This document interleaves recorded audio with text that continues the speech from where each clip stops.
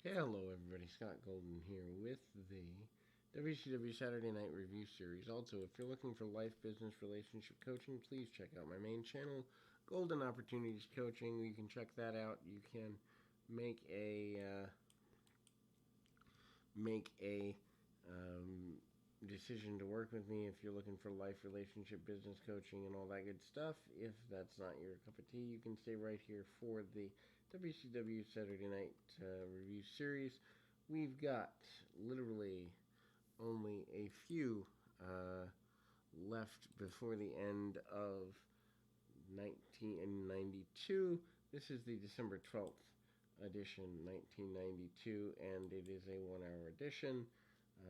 Probably going to do more of these tomorrow, maybe get into January of 1993, 93, and 94, at least the first half of 94 before Hogan gets there. Some of the best WCW stuff in a while. Sting wants to get at Vader for the King of Cable. Sting wants to get at the Battle Bowl festivities and go into Starrcade. Starrcade, of course, coming up at the end of the month of December here in WCW land in 1992. Tex Sassinger, Shanghai Pierce are here and they are ready to go. Without a doubt, they are good and strong individuals. Shanghai and Tex facing off against individuals they had run-ins with in the previous couple of weeks, and that is Johnny Gunn and the Z-Man. Johnny Gunn, relatively newcomer to the area, probably one of his first matches around October of the same year, so he's been here for a couple of months and getting a reasonable push, hanging onto the arm, and managing to go to town on Tex Slazenger. Works the arm for several minutes without getting any major issues. Tries to key lock the arm. Tries to do as much damage as possible and goes to town pretty regularly here. DDT has a stop spot, though, by Tex. Tex hangs onto the arm after the DDT, which is pretty cool, and ultimately manages to do that in a assertive manner. That's there, and without a doubt, some really basic things there. The nature of things are that we get to a hard shot and some kicks by the Texas team. They cut the ring off pretty well on their opponents. Really a very basic match you could probably see in any wrestling school now.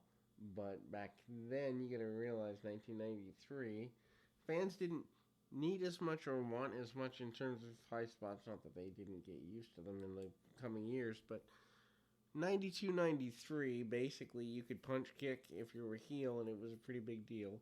They tried to choke out one of the baby faces with their own apparatus.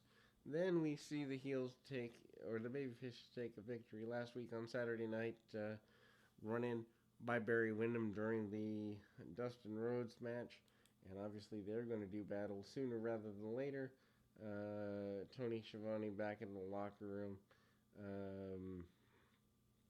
willing to talk to Barry Windham, promising to get rid of Rhodes once and for all is Windham. And hairstyle change, attitude change, lots of changes for good old Barry. Marcus Bagwell is here in 1990, the end of 92, and manages to kind of get things going in his general direction. Anyway, so we've got Tommy Angel, who is there,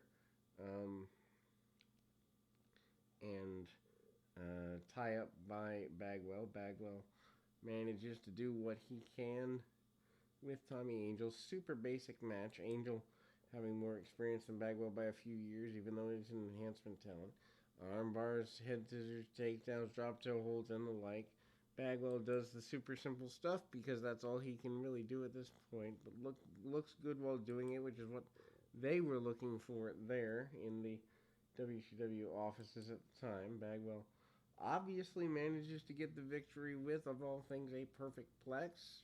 Kurt Hennig probably not happy that his finish being used on the other channel in this way, but finishes are not exclusive across companies. Anyway, Too Cold Scorpio in an enhancement match. Glad to see Scorpio. Scorpio here through about 1994 or so. Wish he'd gone further in WCW at the time. Really basic stuff. Anyway, and he kind of hangs on to the arm of his adversary, gets some high drop kicks, and finally the 450 splash, which for the time was a really cool move, and I remember being majorly impressed by it as a kid. Now we see him every week, and nobody cares. Anyway,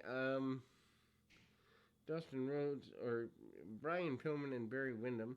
Odd that they were feuding about a year before, but they are going to face off against tag team champions come the Starrcade pay-per-view in a couple of weeks. Why Austin isn't put in that role, I don't know. Ron Simmons talking about getting at Rick Rude and wanting to do that once and for all as part of the Starrcade event. Starrcade starting in 83 to 93, so just about ninth Starrcade maybe. Anyway, sad that Starrcade no longer exists. Chris Sullivan and Van Hammer seem to have met before, but they meet again here. Lots of punches and kicks and leg drops by Van Hammer. Van Hammer again goes to the top rope at a point and manages to hit a high impact maneuver, which also hits the slingshot suplex. Needless to say, that's kind of there. Rick Rude complains in great detail about not being given shots. Four men have been the world champion since he's been the number one contender as the U.S. champion, and he is tired of being overlooked, tired of being undervalued, and apparently just plain tired. In any event, Rick Rude and Eric Watts go at it. Rude dominates the majority of the match. Watts going to get some degree of advantage, but doesn't necessarily get as much as he wants. Rude dominant with punches, kicks, and chops to the midsection. Watts stays in it, though, which I don't necessarily agree with, and certainly if his father wasn't the figurehead and booker of the promotion at the time, I don't think that would have gone quite that way. This is a highlight package.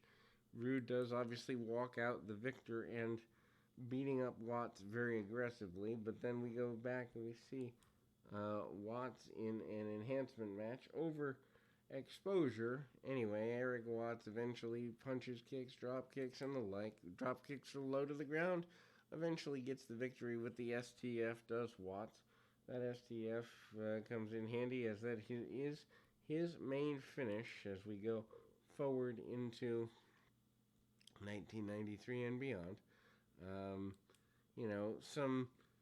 Some disparaging remarks made by Tex Schlesinger, Shanghai Pierce, trying to get people behind Watts because Shanghai and Tex are major heels, or at least as close to major as we can get in this era.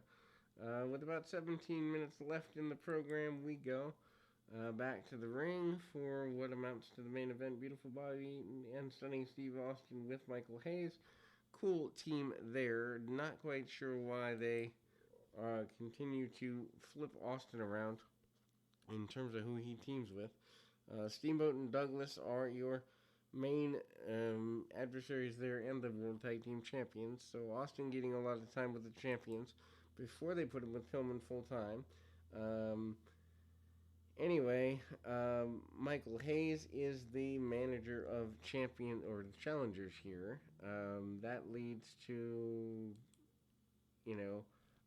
lots of back and forth with Steamboat. Steamboat and Douglas keep Austin in their corner.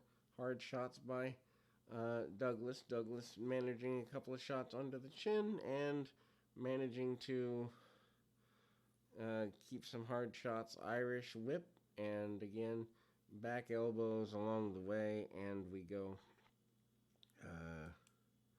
with some hard shots along the way. Austin goes after Steamboat, crunches him to the top of the head when he's trying to pin Eden. Eden and Austin would have been, to me, a really good team. Wish they'd gone further with that, but that doesn't remain outside of a few matches here. Tries to cut off Steamboat from his corner, does Austin. Does for a little while. Steamboat finally makes the tag to Douglas. Douglas getting a really big babyface push. Austin comes back in, goes right at Steamboat. Of course, the Steamboat and Austin matches as singles champions pretty big here. Eventually, we get the champions picking up a modified victory. They get the victory, and they look as strong as they can by doing the majority of selling for the heels. We come back with about 2 minutes left in the program, and referee still around. Barry Windham up, and he's basically again trying to stir up as much trouble as he can. Well, that'll close us for today. We'll be back most likely tomorrow with some more of these. But until next time, keep your feet on the ground, your mind in the moment. Until next time, everybody.